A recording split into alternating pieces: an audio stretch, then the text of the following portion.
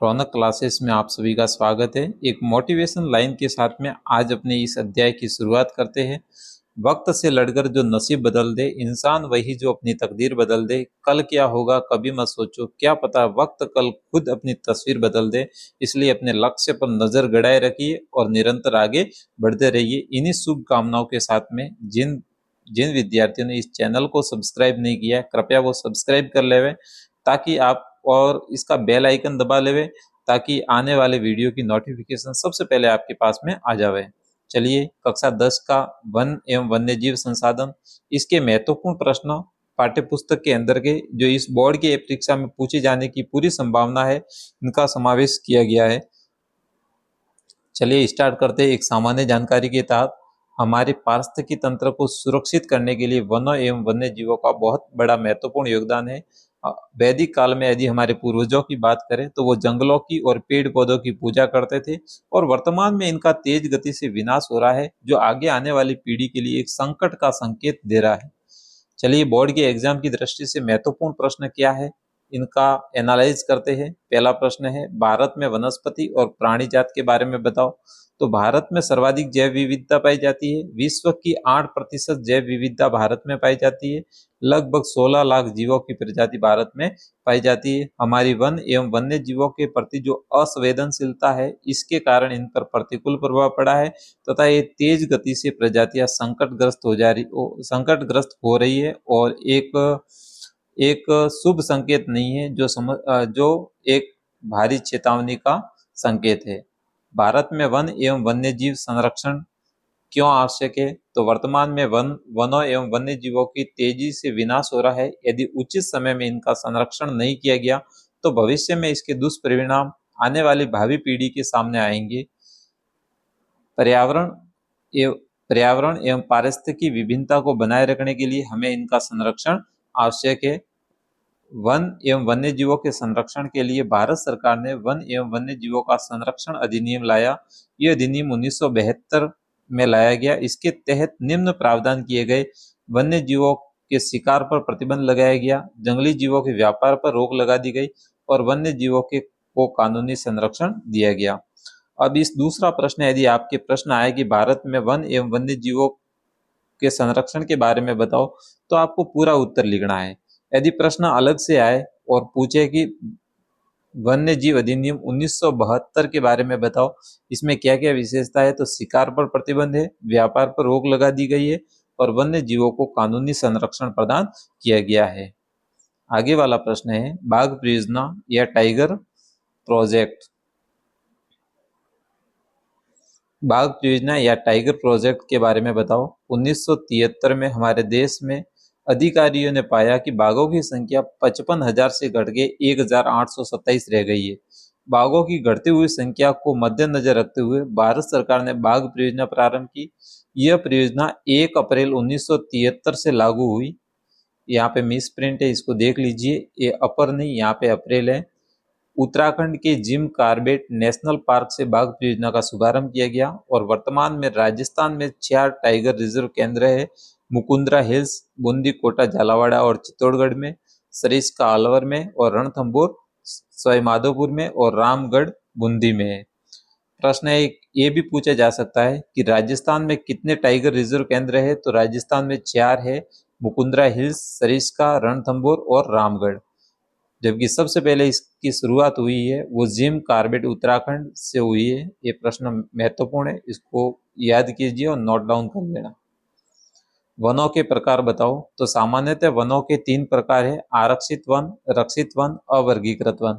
फिर एक एक प्रकार को एनालाइज करते हैं। आरक्षित वन ये सर्वाधिक मूल्यवान वन है, आधे से ज्यादा क्षेत्रफल पर फैले हुए हैं, और इन वनों में पशुचारण और कटाई पर पूर्णतः प्रतिबंध लगाया गया है। इन वनों में न तो पशुओं को चरा सकते हैं, न पेड़ पौधों की कटाई कर सकते हैं। रक्षित वन देश के कुल क्षेत्रफल के 1/3 भाग पर रक्षित वन पाए जाते हैं। सरकार द्वारा इन वनों को अधिक नष्ट होने से बचाने के उपाय किए जा रहे हैं, और कुछ सीमा तक पशु चराई भी की जा सकती है और कटाई भी की जा सकती है। अवर्गीकृत वन ये ऐसे वन है जिसमें जो किसी व्यक्ति के या समुदाय के अधीन होते हैं, और इन पर पशुचारण और कटाई पर किसी भी प्रकार का प्रतिबंध नहीं है। निर्बाध रूप से इसमें पशुओं को भी चरा सकते हैं और पौधों की कटाई भी कर सकते हैं।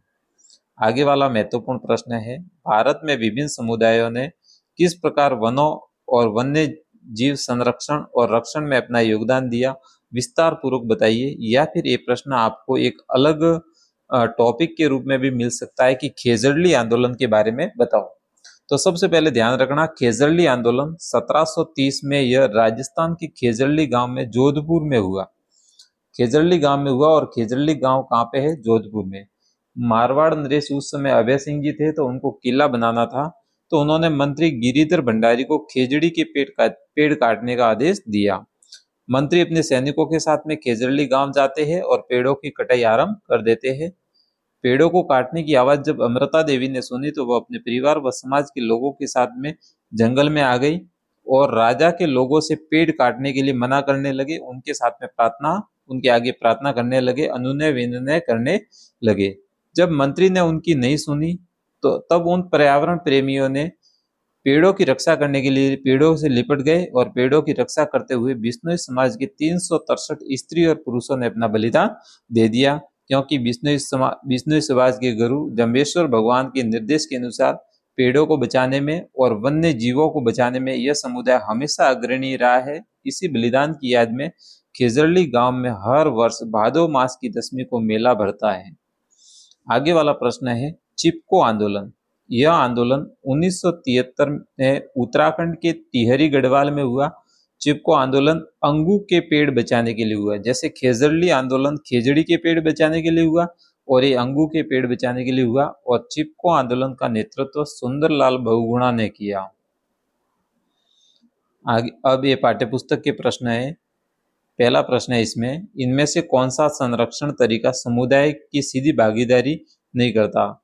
वनों के संरक्षण में ऐसा कौन सा है जो सीधी भागीदारी समुदाय की सीधी भागीदारी नहीं करता है? तो संयुक्त वन प्रबंध में सीधी भागीदारी होती है समुदाय की, चिपको आंदोलन में हुई थी बिश्नोई समुदाय की, बीज बचाओ आंदोलन में भी हुई थी, पशु जीव विहार सेंचुरी है, इसमें सरकार इन्वॉल्व होती है, समुदाय इन्वॉल्व नहीं होता है, सरकार भागीदारी करती है। आगे वाला प्रश्न है, निम्नलिखित का मेल करे। आरक्षित वन, हमने पढ़ा है आरक्षित वन सबसे ज्यादा मूल्यवान वन है। रक्षित वन, ये वन भूमि जो अधिक क्षरण से बचाई जा सकती है, इसके बचाने के उपाय किए जा रहे। और अवर्गीकृत वन निजी या समुदाय के अधीन होते हैं या फिर बंजर भूमि कहलाती है। आगे वाला प्रश्न है, जैव विविधता क्या है? यह मानव जीवन के लिए क्यों महत्वपूर्ण है? तो पृथ्वी पर पाए जाने वाले विभिन्न जीवों, इसमें मिसप्रिंट है, विभिन्न जीवों की प्रजाति और उनके पारस्परिक संबंध व पर्यावरण से उनका संबंध जैव विविधता कहलाता है। मानव जीवन के लिए क्यों महत्वपूर्ण है? क्योंकि जैव विविधता कार्यशील पारिस्थितिकी तंत्र प्रदान करती है। मानव जीवन को एक कार्यशील पारिस्थितिकी तंत्र प्रदान करती है जो ऑक्सीजन, स्वच्छ हवा, पानी, पौधों का परागण, कीट नियंत्रण, अवशिष्ट जल उपचार और कई पारिस्थितिकी तंत्र की सेवा प्रदान करती है। अतः जैव विविधता मानव जीवन के लिए महत्वपूर्ण है और ये सबसे महत्वपूर्ण प्रश्न है। विस्तार पूर्वक बताइए कि मानव क्रिया किस प्रकार प्राकृतिक वनस्पति और प्राणी जात के ह्रास के कारक है। मानव अपने स्वार्थ के अधीन होकर कभी ईंधन के लिए तो कभी कृषि के लिए वनों को अंधाधुंध काटता है। इससे वनस्पति तो नष्ट होती है, साथ में वन्य जीवों का प्राकृतिक आवास छीना जाता है। तो मानव के स्वार्थ से दिन प्रतिदिन वन्य जीवों की संख्या घट रही है तथा वे संकटग्रस्त स्थिति में जा रही है। इसी के साथ में वन एवं वन्यजीव संसाधन के जो महत्वपूर्ण प्रश्न है उनका समापन होता है। जिन विद्यार्थियों ने इसको सब्सक्राइब नहीं किया है वो सब्सक्राइब कर लेवे और अपने मित्रों के साथ में जरूर शेयर करें, उनको भी बताएं। धन्यवाद।